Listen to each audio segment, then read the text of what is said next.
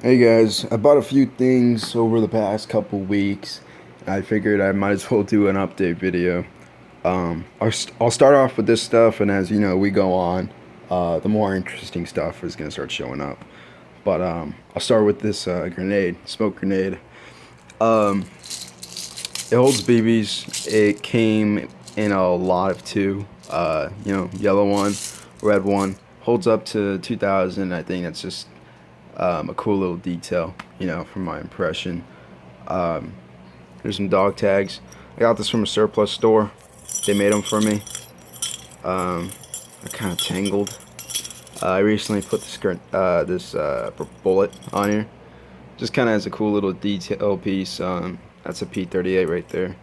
But yeah, this belt came from the same surplus store. Um, I don't know if the army used these belts. I believe they do, but I'm not too sure. I want to say the Marines used a tan belt. I'm really hoping that the Marines and Army kind of just used whatever.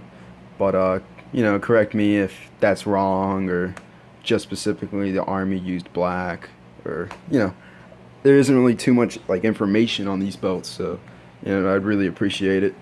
These are my Rothko fatigues. I had them for a long ass time, but I've only recently did what I want with them. What I was wanting to do was I was wanting to dye them the correct colors. There's a video on YouTube showing how to dye them the proper colors. I want to say the YouTube channel is Grim Reaper Papasan or something like that. I don't know. Just look up Rothko fatigues, and his video is like how to dye those ugly Rothko or ugly fatigues. I don't know. I can't think of the video on top of my head, but yeah, check his video out. He shows you how to do it. Um, but this is what they used to look like. This is actually the sleeve to the jacket. This is what they used to look like, kind of like a grayish green. Really incorrect, and I dyed them the proper color. Granted, these aren't the exact, or this isn't exactly the proper color. The proper color looks more like this. These are just some originals. You they look more like that. But I believe I know I've seen originals in this shade of green. Um, I want to say it's like the dark OD first, and then they kind of turn into this green, and then they turn into this green, and then eventually turn into that green. That's just my theory, but yeah. I cut the sleeves off this jacket. I actually have two jackets, one with sleeves and one without them. Um, and then I got this boonie. See, I wrote Shorty on it, kind of in a lightning font. Thought that would be kind of interesting. Planning on putting a bunch of grenade pins. Um, I believe there is um, 20 slots on here, if you guys are wondering. If you guys were wanting to do the same, I think I need like 20 grenade pins. But yeah, what makes this kind of like cool? Um, I copied the Mad logo off of like an impressions book. It just has a whole bunch of different impressions, of the Army to the Marines throughout the years and so on. And so, the guy that I got this from had a Mad logo on his bag. I don't know if that was like a stamped thing or he drew it himself, but yeah, that came out pretty well. My advice is using maybe like a pencil. I used like an art pencil. I used a sketch pencil, and I sketched it out first, sketched out the shape, and then I used a Sharpie. But yeah, that came out pretty good. I showed it to my dad, and he thought that was really funny. He used to read Mad magazine, so he thought that was a trip. Um, but yeah, there's that. I just have this here just to kind of compare them. I'm just gonna be wearing the dyed fatigues rather than the original. Um, but yeah, I'll probably show these originals off later on in another video. But yeah. Um, oh, also, if you want to buy fatigues, they're usually $45. However, the surplus store I got them, they were 40. But yeah, um, I went to the coast yesterday and I was there for like 2 days.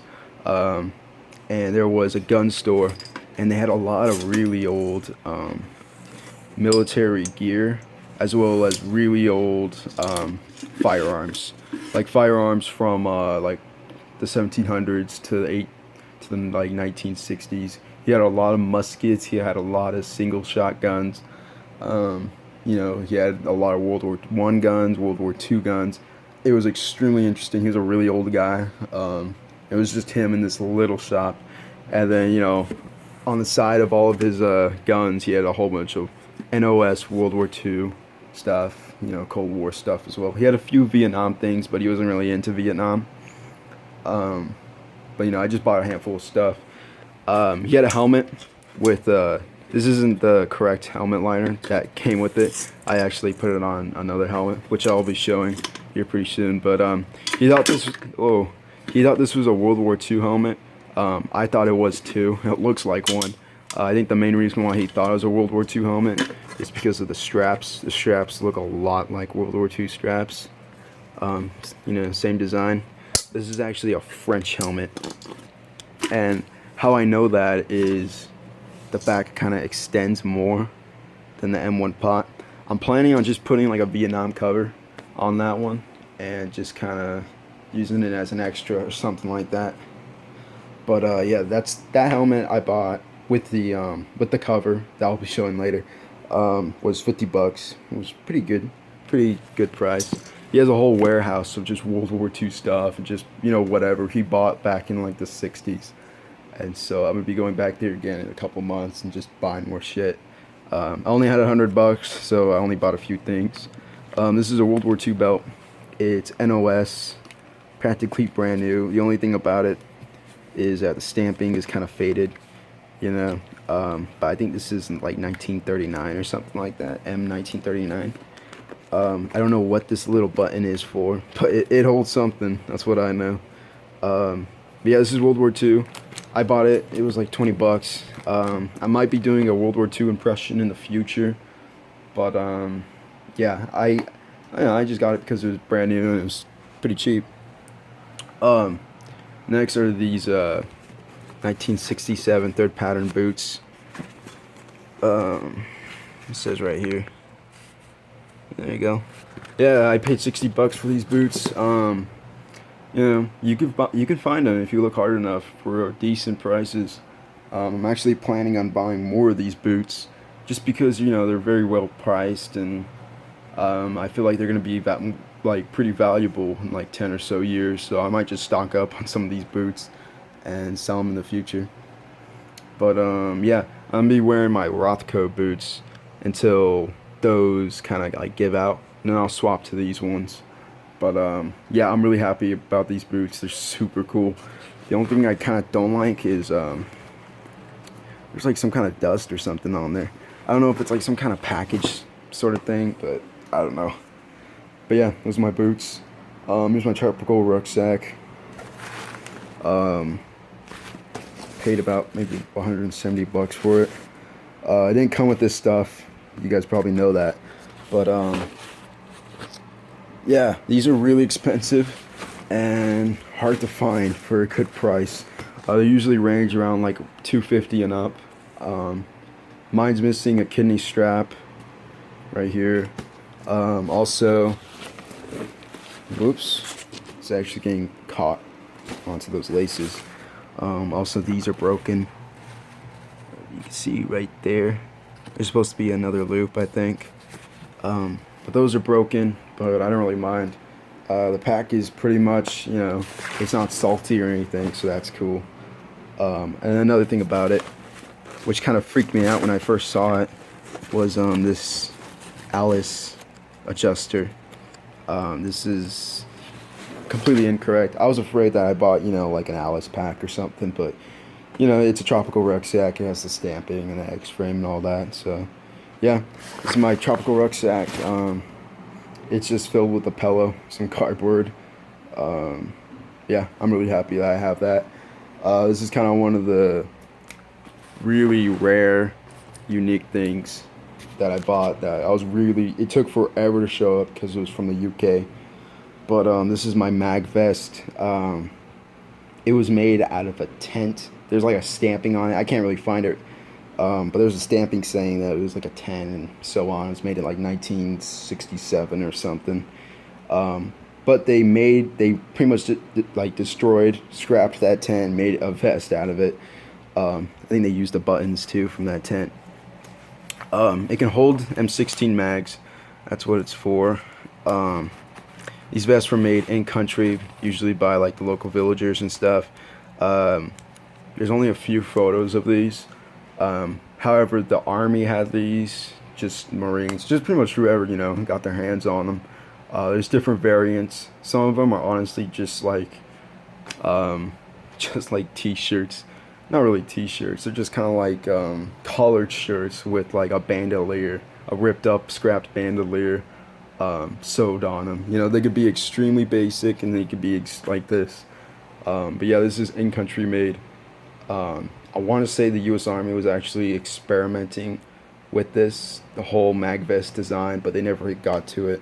I know they made a mag vest for the grenade launcher, but I don't think these were really ever issued out or anything like that. There's also pouches on the back. Altogether, I want to say it could hold about 24 mags. But yeah, I'm really glad I got this. These are really hard to come by.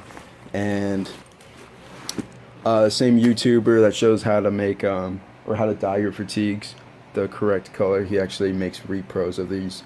I tried contacting him, but he never responded. So I'm just really happy I got this. It was something that I wanted for a long time, and they're extremely rare. But yeah, there's that. And then this is the golden ticket item.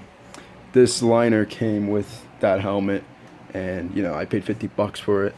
I knew this was a World War II liner because the tan straps. Also, there was a hole. Oops.